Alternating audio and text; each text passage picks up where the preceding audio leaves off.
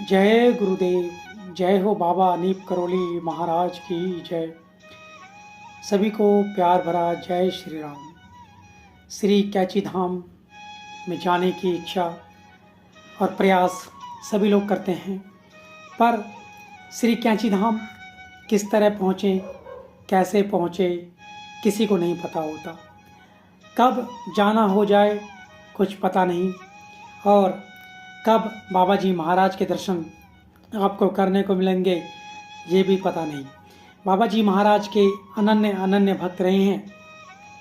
उनमें से एक भक्त बाबा जी महाराज की, जिनका नाम है रजनी जोशी, और वह अपने ही शब्दों में बताती हैं कि किस तरह से वह जब छोटी थी और किस तरह से बाबा जी महाराज के सानिध्य में वो आई और किस तरह से बाबा जी महाराज की वह फिर अनन्य भक्त हो गई। वो बताती हैं कि जब मैं बहुत छोटी थी, बाबा जी महाराज प्राय हमारे घर आया जाया करते थे, और जब भी बाबा जी महाराज हमारे घर आते थे तो कुछ दिन बाबा जी महाराज हमारे निवास में अवश्य रुकते थे।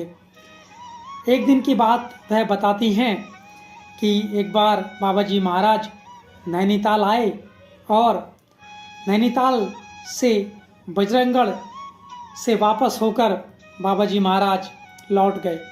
जब रजनी जोशी जी को पता लगता है, क्योंकि वह उस समय बहुत छोटी बच्ची होती हैं, तो बताती हैं कि जब उन्हें पता लगता है कि महाराज जी आए और चले गए, तो वह बताती हैं कि वह बहुत ही बुरी तरह से बिलख बिलख कर रोने लगती हैं। उनकी माँ ने उन्हें बहुत समझाया कि बाबा जी महाराज फिर आएंगे, लेकिन वो बताती हैं कि वह रोती रही और रोते रोते रात हो गई। और जब रात का समय आ गया, सभी लोगों ने खाना खाने के लिए कहा तो उन्होंने खाना भी नहीं खाया। माता पिता ने लाख समझाया, पर उन्होंने फिर भी खाना नहीं खाया, और वह बताते हैं कि भूखी ही सो गई। वह भूखी ही सो जाती हैं, बच्ची होती हैं। रात के लगभग तीसरे पहर में दरवाजे पर दस्तक होती है।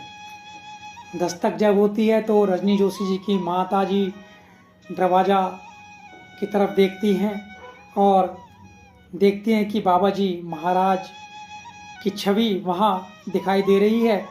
उन्होंने दरवाज़ा खोला तो साक्षात बाबा जी महाराज वहाँ पर खड़े थे, और बाबा जी महाराज ने किसी से बिना पूछे सीधा भीतर आ गए और कहा, कहाँ है हमारी बेटी?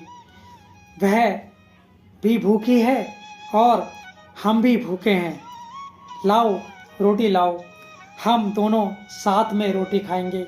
महाराज जी की आवाज़ सुनकर रजनी जोशी के कान में जैसी आवाज़ पड़ती है, वह एकदम जाग जाती हैं और दौड़कर बाबा जी महाराज से लिपट जाती हैं।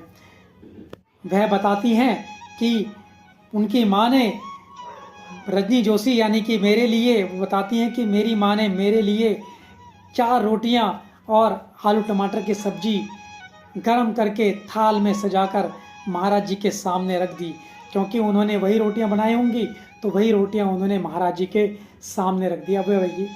वो यह भी बताती हैं कि उन 4 रोटी में से 2 रजनी जोशी ने खाई और 2 महाराज जी ने खाई।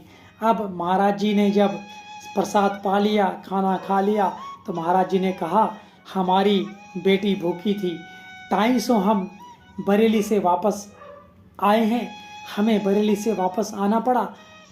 और वह यह भी बताती हैं कि आज भी उनके प्रति जो महाराज जी का वात्सल्य था, वह उन्हें भाव विभोर कर देता है। उनके इस भाव को उस समय ग्रहण ना कर पाई थी वो, क्योंकि वह उस समय बच्ची थी, उस समय नादान थी। इस तरह से बाबा जी महाराज अपने भक्तों पर कृपा करते हैं, और वह भक्त जो एक बार बाबा जी महाराज के सानिध्य में आ जाता है, वह महाराज जी का अनन्य भक्त हो जाता है। तो आशा करते हैं आपको आज का ये प्रसंग अत्यंत ही पसंद आया होगा। इसी कामना के साथ जय गुरुदेव, जय हो बाबा नीप करोली महाराज, जय उत्तराखंड, जय श्री कैंची धाम। और आप सभी का बहुत बहुत धन्यवाद धन्यवाद।